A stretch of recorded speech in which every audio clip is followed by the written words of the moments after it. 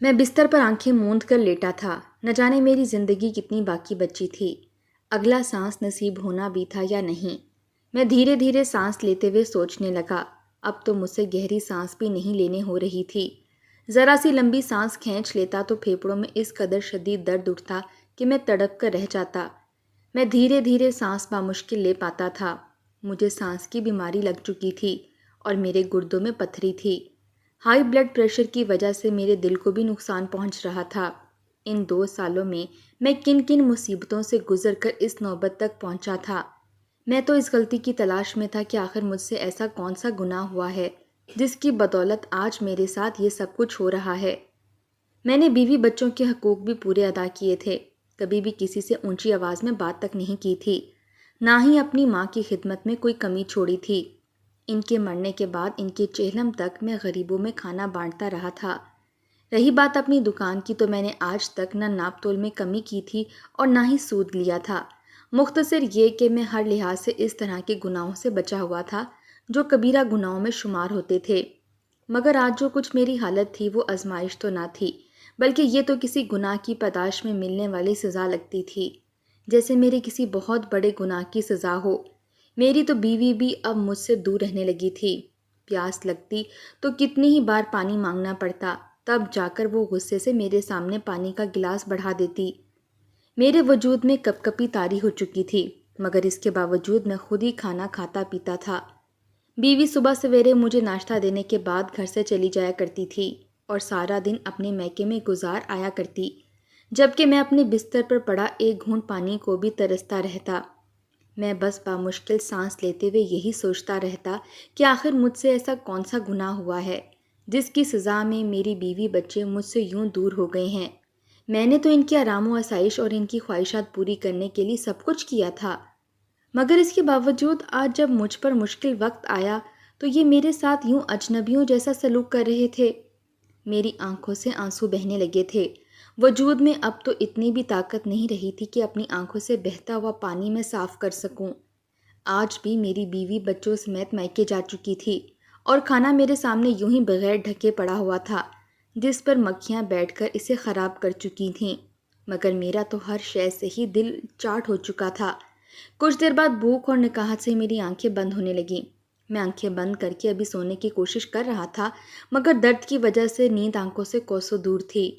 اب تو حلق بھی بالکل خشک ہو چکا تھا، ایسے لگتا تھا کہ حلق میں کانٹے چبھ رہے ہوں۔ میں یوں ہی نیم نیند میں بڑبڑانے لگا اور پانی مانگنے لگا۔ میری آنکھوں سے آنسو بہہ رہے تھے۔ آخر کون تھا اس وقت جو مجھے پانی لا کر دیتا؟ بیوی بچے تو یہاں موجود نہیں تھے جو میری بات سن کر آ جاتے۔ میں یوں ہی خشک حلق کو تر کرنے کی کوشش میں لگا تھا کہ اچانک سے میرے کمرے کا دروازہ کھلا اور باہر سے آتی روشنی میرے چہرے پر پڑی۔ میں آنکھیں چندھیا کر اس جانب دیکھنے لگا، آخر کون آیا تھا اس وقت میرے گھر میں؟ میری تو آنکھوں کا نور بھی اب بہت کم ہو چکا تھا۔ چشمہ تو میرے بچوں نے کب کا توڑ دیا تھا، مجھے تو بغیر چشمے کے دھندلا سا ہی نظر آیا کرتا تھا۔ تبھی دروازے سے کوئی سفید چادر میں لپٹی ہوئی عورت اندر داخل ہونے لگی۔ وہ اندر آئی اور آ کر دھیرے دھیرے سے چلتی زمین پر میرے سامنے بیٹھ گئی۔ اس کے ہاتھ میں پانی کا گلاس تھا۔ وہ میرے منہ میں پانی ڈالنے لگی اور میں بغیر آنکھیں کھول کر اسے دیکھے بنا پانی پینے لگا۔ میں نے سوچا تھا کہ شاید میری بیوی میکے سے واپس آ چکی ہے۔ میں نے آنکھیں بہت بار میچ کر دوبارہ کھولیں تاکہ منظر صاف دکھائی دے سکے، مگر جب سامنے بیٹھی عورت کو دیکھا تو ایک دھچکا سا لگا تھا۔ میں کتنی دیر یوں ہی سکتے کی حالت میں دیکھتا رہا۔ یہ تو میری چھوٹی بہن نازیہ تھی، مگر یہاں اتنے سالوں بعد کیسے آ سکتی تھی؟ اس کی آنکھوں سے آنسو بہہ رہے تھے اور وہ ہنستے ہوئے میرے ہاتھوں کو تھام کر اپنے لبوں سے لگا چکی تھی۔ میرے وجود میں ایک سنسنی کی لہر دوڑ گئی تھی۔ اسے یوں اپنے پاس بیٹھے دیکھ کر میں حیران تھا اور کچھ شرمندہ بھی۔ مجھے اب احساس ہوا تھا کہ آخر میں کہاں پر غلط تھا۔ میں فوراً اٹھ کر بیٹھنے لگا اور حیرانگی سے دیکھنے لگا کہ نازیہ تم یہاں کیسے؟ مگر نازیہ نے فوراً اٹھ کر مجھے دوبارہ لیٹنے کا کہا اور خود میرے پاس آ کر بیٹھ گئی۔ میں ابھی تک سکتے کی حالت میں تھا اور الفاظ ڈھونڈنے لگا کہ آخر اپنی بہن کو کیا جواب دوں۔ میری خاموشی اور جھکی ہوئی نظریں وہ سمجھ چکی تھی۔ فوراً کہنے لگی کہ بھائی آپ کیسے ہیں اور آپ کی یہ حالت کیسے ہو گئی؟ مجھے تو یقین ہی نہیں آ رہا کہ یہ آپ ہیں۔ آخر مانتی بھی کیسے؟ میرا وجود تو اتنا کمزور ہو چکا تھا، سوکھ کر کانٹا ہو چکا تھا، میری آنکھوں کے نیچے ہلکے بن چکے تھے۔ نازیہ رو رہی تھی اور کہنے لگی کہ آپ نے اپنی حالت کیا بنا رکھی ہے؟ بھابھی اور بچے کہاں ہیں؟ اس وقت میں تو انہیں آپ کے پاس ہونا چاہیے تھا۔ بیوی کے الفاظ سن کر میری تو منہ میں زبان ہی نہیں رہی تھی۔ میں سر جھکائے خاموشی سے اس کی باتیں سنتا رہا اور پھر ایک گہری سانس خارج کر کے بولا کہ وہ تو مجھے کب کا تنہا چھوڑ کر جا چکی ہے، جن پر میں نے اپنی عمر کا ایک حصہ خرچ کر دیا تھا۔ اس وقت میری کوئی اہمیت نہیں رہی۔ میری حالت دیکھ کر نازیہ کافی پریشان ہو چکی تھی، مگر میں تو ابھی تک حیران تھا کہ آخر اتنا سب کچھ ہونے کے باوجود میری بہن میرے پاس آ کیسے سکتی تھی۔ میں نے کچھ سال پہلے جو کچھ اپنی بہن کے ساتھ کیا تھا، اس کے بعد اگر کوئی اور رشتہ ہوتا تو شاید دوبارہ میرے جنازے میں بھی شامل نہ ہوتا، مگر شاید بہن بھائی کا رشتہ ہی ایسا تھا کہ اس میں مجھ جیسے بھائی اگر بدل بھی جائیں، اپنے وعدوں اور دعووں سے پھر بھی جائیں، تو ایک بہن ہر حال میں اپنے بھائی کے ساتھ کھڑی رہتی ہے۔ یہ سوچ میرے دماغ میں آنی تھی کہ دل میں درد کی ٹیسیں اٹھی تھیں۔ نازیہ مجھ سے دوا کے بارے میں پوچھنے لگی، مگر میں کیا جواب دیتا؟ میرے پاس تو آج ایک پھوٹی کوڑی بھی نہیں بچی تھی۔ میں نے نازیہ سے کہا کہ میرے پاس اتنے پیسے نہیں جو اپنا علاج کروا سکوں۔ اسی پل نازیہ نے اپنے ہاتھ میں موجود ایک سونے کی چوڑی اتاری اور اتار کر میرے ہاتھ میں رکھ دی۔ میں دنگ رہ چکا تھا۔ میری بہن کے ہاتھ میں صرف 2 ہی سونے کی چوڑیاں تھیں، جن میں سے ایک اتار کر اس نے بڑے ہی رازداری سے میرے ہاتھ میں چھپا کر رکھی تھی کہ یہ لیں بھائی، اس سے اپنا علاج کروائیں۔ بہن کی یہ بات سن کر میں شرمندہ سا ہو کر رہ چکا تھا۔ آخر کس مٹی کی بنی تھی میری بہن، جو میری اتنی زیادتیوں کے باوجود آج مجھ پر اتنا بڑا احسان کر رہی تھی۔ کچھ دیر بعد میری بہن وہاں سے چلی گئی۔ اس نے ماضی کی کوئی بات بھی مجھ سے نہ کی تھی۔ اس نے میرے لیے تازہ کھانا بھی بنایا تھا اور مجھے کھلا کر بھی گئی تھی۔ اپنی بہن کی محبت اور اس کا اتنا خیال رکھنا دیکھ کر میں تو پل بھر میں ہی ٹھیک ہو چکا تھا۔ آخر یہ کس مٹی کی بنی تھی جو اتنا سب کچھ ہونے کے باوجود میرے ساتھ ٹھیک تھی؟ کیا اسے چند سال پہلے ہونے والے واقعات نہیں یاد تھے؟ میں نے اس کے ساتھ کس قدر زیادتیاں کی تھیں، مگر اس کی اچھائی اور نیک دلی دیکھ کر میں تو زمین کے اندر ہی دھنس چکا تھا۔ شاید یہ میری بہن کی دعائیں ہی تھیں جو میں ابھی تک زندہ سانس لے رہا تھا۔ وہ جا چکی تھی اور میں اس کی دی ہوئی چوڑی دیکھتا رہ گیا۔ مجھے شرمندگی محسوس ہو رہی تھی، آنکھوں میں ندامت کے آنسو آئے تھے۔ مجھے ماضی کے وہ لمحات یاد آنے لگے جو کسی فلم کی طرح میرے دماغ میں چلنے لگے۔ دروازے پر لگاتار دستک ہو رہی تھی۔ میں جھنجھلا کر اس جانب دیکھنے لگا۔ ایک تو صبح کا تھکا ہارا ابھی گھر واپس لوٹا تھا، اور اب جو 2 نوالے روٹی کے حلق سے نیچے نہیں اترے تھے کہ نہ جانے کون دروازے کو پیٹے جا رہا تھا۔ میں نے غصے سے بڑبڑاتے ہوئے نوالا وہیں رکھا اور اٹھ کر دروازہ کھولنے لگا۔ دروازہ کھلتے ہی میں بڑبڑا کر بولا کہ صبر رکھا کرو بھائی، ہر کوئی تمہاری طرح فارغ نہیں بیٹھا ہوتا جو دوڑ کر دروازہ کھولنے پہنچ جائے۔ یہ کہہ کر جب سامنے دیکھا تو میری بہن کھڑی تھی، چہرے پر پریشانی کے آثار تھے۔ وہ فکر مندی سے ہانپتے ہوئے مجھے دیکھ کر بولی کہ بھائی معاف کیجیے گا اگر میں نے آپ کو اس وقت پریشان کیا، مگر مجھ پر مصیبت ہی ایسی آن پڑی ہے کہ اس وقت مجھے اپنا میکا میرا بھائی ہی یاد آیا۔ اتنا کہہ کر میری بہن اپنی سفید چادر میں منہ چھپا کر پھوٹ پھوٹ کر رونے لگی۔ اسے روتا دیکھ کر میرا سارا غصہ اڑن چھو ہو گیا۔ میں نے اسے گھر کے اندر آنے کا کہا، تب تک میری امی بھی آ چکی تھیں۔ بہن کو روتا دیکھ کر وہ بھی پریشان ہو گئیں۔ میں نے فکر مندی سے پوچھا کہ نازیہ آخر کیا ہوا ہے، تم یوں اس حالت میں کیسے آئی؟ وہ رونے لگی اور سسک کر بولی کہ فرحان، ساجد کا ایکسیڈنٹ ہو گیا ہے، ان کی ٹانگ ٹوٹ گئی ہے، ڈاکٹر کہہ رہے ہیں پیسے دیں، اور میرے پاس تو سوائے چند ہزار روپے کے کچھ ہی نہیں۔ میں اتنی زیادہ رقم کہاں سے لا کر دوں؟ مہربانی کر کے میری مدد کرو۔ میری بہن کانپتی ہوئی میرے سامنے ہاتھ جوڑ چکی تھی۔ میں تو پریشانی ہو چکا تھا۔ میری بیوی سامنے کھڑی منہ پھیر کر رہ گئی، جبکہ میں سوچ میں ڈوب گیا۔ آخر کار امی کے کہنے پر مجھے کڑوا گھونٹ بھرنا ہی پڑا اور اپنی جمع پونجی نکال کر بہنوئی کے علاج کے لیے دے دی۔ بہنوئی بھی وہ جس کے مرنے کی میں کتنی بار دعائیں مانگ چکا تھا، اور اب خود ہی اس کے علاج کے لیے پیسے دے رہا تھا۔ میرے دل میں اندر ہی اندر نفرت سی پلنے لگی تھی۔ بہن کو ویسے تو میں کبھی یاد آتا نہیں تھا، مگر جب بھی پیسوں کی ضرورت ہوتی تب دوڑی دوڑی میرے پاس چلی آتی، اور میں مجبوراً اسے خالی ہاتھ نہ لوٹا پاتا۔ اس بار بھی میرے تمام تر پیسے اپنی بہن پر لگ چکے تھے، مگر میں کیا کرتا؟ امی کے آگے مجبور تھا۔ وہ میرے سامنے مجھ سے پیسے مانگ رہی تھیں تو میں انہیں منع نہ کر پاتا اور جو بھی ہوتے نکال کر انہیں دے دیتا۔ بعد میں میری بیوی مجھے کوستی رہتی کہ آخر کیوں تم نے اپنی بہن کو یہ پیسے دے دیے، ان سے تو ہم نے اپنے بچوں کی ضروریات پوری کرنا تھیں۔ بہنوئی کے اس ایکسیڈنٹ کے بعد وہ پہلے سے بھی گیا گزرا ہو چکا تھا اور مجھے شدید کوفت ہونے لگی تھی کہ اب ان کی یہ ٹوٹی ٹانگ نہ جانے کب ٹھیک ہوگی۔ تب تک مجھے ہی ان کا خیال رکھنا پڑے گا اور اس کے بھی خرچے اٹھانے پڑیں گے۔ بہن نے باتوں ہی باتوں میں کئی بار مجھے یہ جتانا چاہا کہ اس کے ہاں گندم ختم ہو چکی ہے، آٹا تھوڑا رہ گیا ہے، مگر میں نے کوئی خاص توجہ نہ دی کیونکہ میں جانتا تھا کہ اب ایک بار پھر وہ مجھ سے پیسے ہی مانگے گی۔ آخر میں کس کس کے خرچے پورے کرتا پھرتا؟ نازیہ کے ہاں تو اب فاقوں کی نوبت آ چکی تھی۔ بہنوئی پہلے بھی کچھ اچھی عادات کا مالک نہ تھا اور جو بھی کماتا اپنی ہی عیاشیوں میں اڑا دیا کرتا، خود باہر سے کھانا کھا کر آ جایا کرتا اور جب میری بہن اور اس کے بچوں کی بات آتی تو انہیں پھوٹی کوڑی بھی نہ دیتا۔ اور اب جب اس پر اتنی بڑی مصیبت آئی تھی تو اس کے باوجود بھی ہماری اچھائی تھی کہ ہم اس کا اتنا خیال رکھتے تھے۔ میری تو ویسے بھی بہنوئی کے ساتھ نہ بنتی تھی، کتنی ہی بار ہم لڑ چکے تھے۔ اب تو میری بہن کے ہاں فاقوں کی نوبت آنے لگی تھی۔ پہلے تو وہ ہم سے باتیں چھپاتی رہی، مگر جب ایک روز اچانک اماں ان کے گھر گئی تو بہن سوکھی روٹی پانی میں ڈبو کر اپنے بچوں کو کھلا رہی تھی۔ اماں نے یہ دیکھنا تھا کہ ان کا دل پھٹنے لگا۔ اس کے بعد جب بھی بہن ہمارے گھر آتی تو اماں انہیں کچھ نہ کچھ کھانے کو دیتی رہتی۔ میری بیوی جو بھی چیز کھانے کو بناتی تو فوراً اس میں سے کچھ حصہ چھپا کر رکھ دیتی اور جب میری بہن میرے ہاں آتی تو اسے کھانے کے لیے دے دیا کرتی۔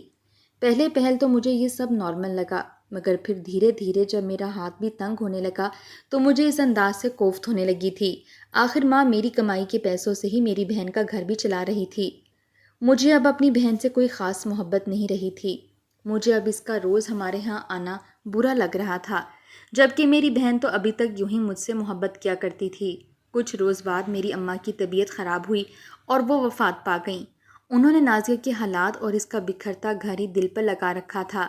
ہر وقت اس کے بارے میں سوچ سوچ کر روتی رہتیں اور دعائیں مانگتی رہا کرتیں۔ ان کی موت کا صدمہ میرے لیے بہت بڑا تھا، مگر شاید سب سے زیادہ دکھ تو میری بہن کو ہوا تھا۔ اسے تو ماں کی طرف سے ملنے والا روپیہ بھی اب بند ہونے جا رہا تھا، تبھی اس قدر پھوٹ پھوٹ کر رو رہی تھی۔ میرے دل میں میری بہن کے لیے بغض اکٹھا ہو چکا تھا۔ میری اماں کی وفات کے ساتھ 7 دن تک میری بہن میرے گھر میں رہی اور پھر ایک روز میں خود ہی اپنی بہن سے بولا کہ تمہارا بھی اپنا گھر ہے، تم اپنے گھر جاؤ، اب امی کی موت کا صدمہ ہمارے دلوں میں تو ہمیشہ ہی رہے گا، اس کا یہ مطلب تو نہیں کہ تم یہی میرے گھر میں ڈیرے لگا لو۔ میرے منہ سے یہ الفاظ سن کر میری بہن پہلے تو کافی حیران ہوئی کیونکہ میں پہلی ہی بار اپنی بہن سے اس طرح سے بات کر رہا تھا۔ وہ خاموشی سے یہ سن کر اپنے بچوں کو لیتے ہوئے گھر سے چلی گئی۔ ابا کے مرنے کے بعد ساری جائیداد تو امی کے ہی نام تھی۔ بیوی نے مجھے جھڑکتے ہوئے کہا کہ اب یہ جائیداد کا حصہ نہ کرنے بیٹھ جانا، خبردار جو کچھ بھی اپنی بہن کو دیا تم پہلے ہی اس کے لیے بہت کچھ کر چکے ہو۔ بیوی کی باتوں نے تو ویسے ہی مجھے میری بہن سے دور کر دیا تھا۔ اپنی بیوی بچوں کی مستقبل کی خاطر میں نے ساری جائیداد اپنے نام کر لی، بہن کو جائیداد سے کچھ بھی نہ دیا۔ میں نے امی کے اصالِ ثواب کے لیے ہر روز 40 روز تک غریبوں کو کھانا کھلایا تھا۔ اس روز کے بعد دوبارہ میری بہن کبھی ہمارے گھر نہیں آئی تھی۔ ایک روز امی کے چہلم کے روز وہ میرے گھر آئی، مگر میں نے اسے صاف لفظوں میں منع کر دیا کہ اب تمہارا تعلق اس گھر سے ختم ہو چکا ہے، دوبارہ یہاں مت آنا، اپنے گھر رہو اور خوش رہو۔ میری بہن کا رنگ اڑ چکا تھا، اس کی آنکھوں میں آنسو تھے اور وہ رونے لگی تھی۔ کہنے لگی کہ بھائی، مجھ سے کون سی غلطی سرزد ہوئی ہے؟ مجھے بتائیں میں نے کون سا گناہ کیا ہے جو آپ میرے ساتھ ایسا کر رہے ہیں؟ میں بہن کو کیا جواب دیتا؟ اصل وجہ اور نفرت تو اس کی غربت تھی اور اس کی جائیداد کا حصہ تھا جو میں اسے دینا نہیں چاہتا تھا۔ اس روز میری بہن روتے ہوئے میرے گھر سے نکل چکی تھی۔ اس نے مجھ سے ایک بار بھی جائیداد کا مطالبہ نہیں کیا تھا۔ میں نے بھی زمین کا کچھ حصہ بیچ کر نیا کاروبار شروع کر دیا۔ میرے بیوی بچے خوش تھے۔ بہن نام کا رشتہ تو جیسے میں ماں کے ساتھ ہی زمین میں دفن کر چکا تھا۔ مجھے نئے کاروبار سے بہت منافع ہو رہا تھا۔ کچھ ہی عرصے میں نے نیا گھر اور گاڑی لے لی۔ میرے دروازے پر کوئی بھی سوالی آتا تو میں اسے خالی ہاتھ نہ لوٹاتا تھا۔ کچھ عرصہ یوں ہی گزر گیا اور مجھے میرے کاروبار میں نقصان ہونے لگا۔ ادھار پر ادھار سر چڑھنے لگا۔ ایک طرف سے پیسے لے کر دوسری جانب قرض ادا کر کر کے میں قرضے میں ڈوبتا چلا جا رہا تھا۔ میرا سارا کام ٹھپ ہو چکا تھا۔ مجبوراً اپنا گھر اور گاڑی بیچ کر قرضہ اتارنا پڑا اور واپس اسی پرانے گھر میں لوٹنا پڑا۔ میری بیوی اور بچے مجھ سے بہت ناراض ہو چکے تھے۔ پل بھر میں ہی وہ آسمان سے واپس زمین پر آ گرے تھے۔ وہ مجھ سے لڑتے جھگڑتے رہتے اور نت نئی فرمائشیں کرتے، مگر میں کہاں سے پوری کرتا۔ ایک روز میری بڑی بیٹی نے مجھے اس قدر باتیں سنائیں کہ میں صدمے سے گر گیا۔ مجھے دل میں درد کی ٹیسیں اٹھتی محسوس ہوئیں۔ میں بے ہوش ہو گیا اور جب ہوش آیا تو ہسپتال میں تھا۔ مجھے دل کی بیماری لگ چکی تھی۔ اس کے بعد تو ہسپتال سے میرا رشتہ مضبوط ہی ہوتا چلا گیا۔ بیماریوں پر بیماریاں نکلتی چلی آئیں اور بیوی بچے مجھ سے دور ہوتے چلے گئے۔ نہ جانے کیوں میرے ساتھ ایسا ہوا تھا۔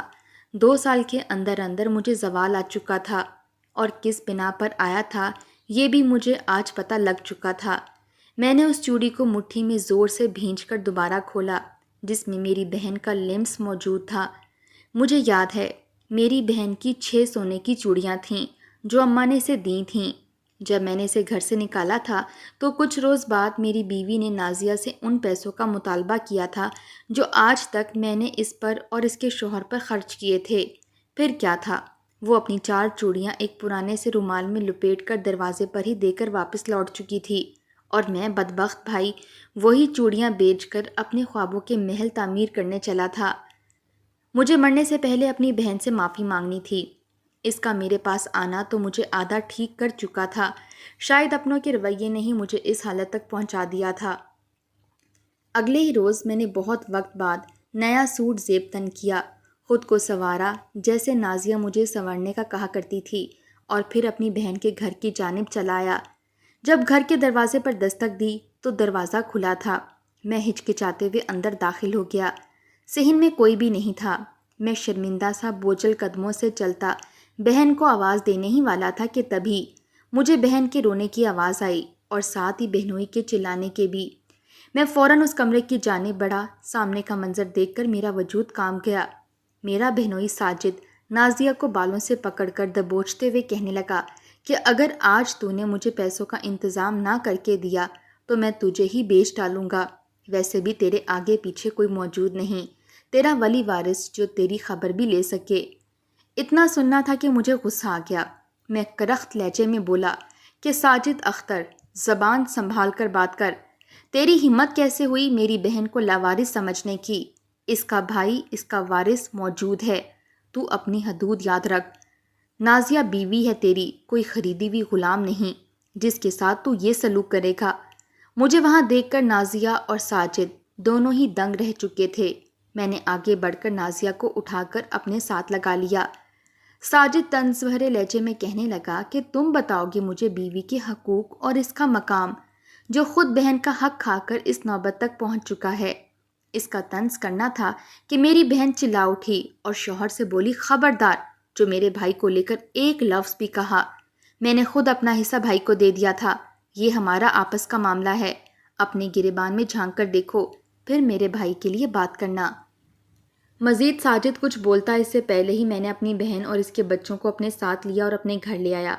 بہن کو دیکھ کر بیوی تھوڑا بھڑکی، مگر میں صاف کہہ گیا کہ تم چاہو تو ہمیشہ کے لیے میکے جا کر رہ سکتی ہو، میرے پاس میری بہن آ چکی ہے۔ بیوی نے جب میری بحال ہوتی صحت اور نازیہ کو دیکھا تو پھر کچھ غلط نہ بول سکی۔ میں نے نازیہ کے قدموں میں گر کر اس سے معافی مانگی تھی۔ اس نے صدقے دل سے قبول کر کے مجھے معاف کر دیا۔ بہنیں ایسی ہی ہوتی ہیں، بس ہم بھائی ہی ہوتے ہیں جو انہیں خود سے دور کر دیتے ہیں، ورنہ جتنی محبت ایک ماں کے بعد بہن اپنے بھائی سے کرتی ہے اتنی محبت دنیا کا کوئی رشتہ نہیں کر سکتا۔ اللہ پاک سب بہنوں کے بھائیوں کو ہمیشہ سلامت رکھے، آمین۔